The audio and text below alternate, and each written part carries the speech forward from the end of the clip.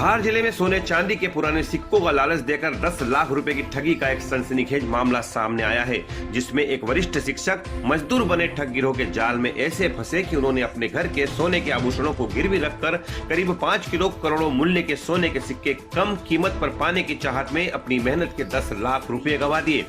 यह पूरा सनसनीखेज घटनाक्रम धार जिले के कुक्षी से जुड़ा हुआ है, जहां अलीराजपुर जिले के निवासी एक वरिष्ठ शिक्षक 26 जुलाई को अलीराजपुर क्षेत्र में स्थित अपने पुत्र की किराना की दुकान पर बैठे थे, जहां पर शाम करीब 6 बजे एक व्यक्ति उनकी दुकान पर आया और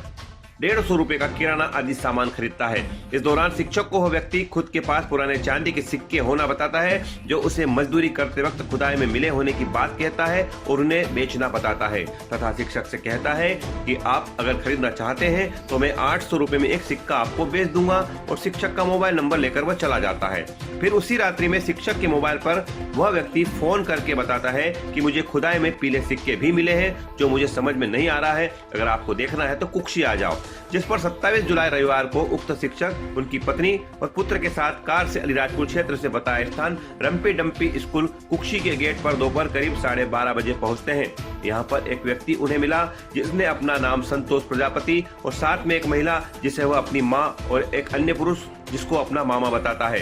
इस दौरान शिक्षक परिवार ने इन लोगों के आते हुए कार के अंदर से ही मोबाइल से फोटो वीडियो भी बना लिए थे। इसके बाद वे लोग कार में आकर बैठ जाते हैं तथा उन लोगों ने पीले कलर की थैली में रखे करीब 5 किलो वजन के सिक्के दिखाए और बोला कि पहले इनका आप चेक करवा लो, फिर आगे की बात करेंगे, और शिक्षक को थैली में से एक सिक्का निकालकर चेक करने को दे दिया,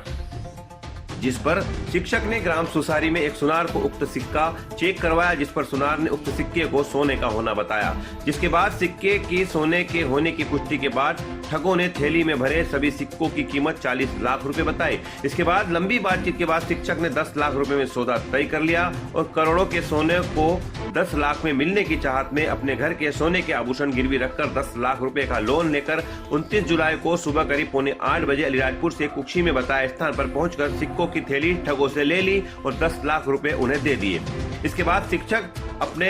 अलीराजपुर जिले के घर आ गए, जहां उन्होंने एक बार फिर स्थानीय सुनार से उक्त सिक्के चेक करवाया तो सुनार ने उन्हें उक्त सिक्के पीतल के होना बताया, जिस पर शिक्षक और परिजनों के होश उड़ गए और वे पुनः सिक्कों को लेकर ग्राम सुसारी पहुंचे, जहां पहले चेक करने वाले सुनार को फिर सिक्के चेक करने को दिए तो उसने भी उन सिक्कों को नकली होना बताया, जिस पर ठगाए शिक्षक ने तुरंत संतोष प्रजापति नामक उक्त ठग के मोबाइल पर फोन लगाया और उसका फोन अब बंद आया।